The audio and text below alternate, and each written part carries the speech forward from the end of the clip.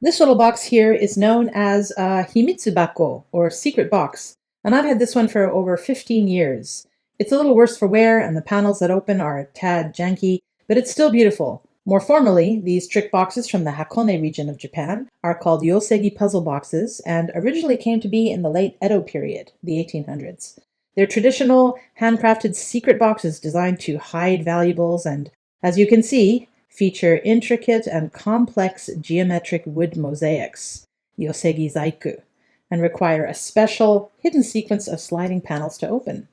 These trick boxes come in different sizes, patterns, and number of sequential steps requiring for opening. Now, the boxes have to be opened by sliding panels that you have to find in the first place.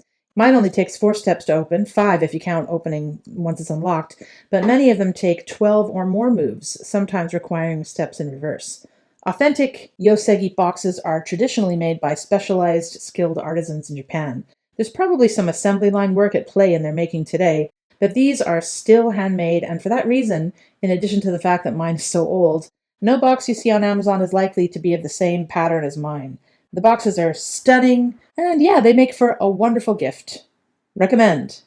And I also recommend a trip to Hakone to see them being made.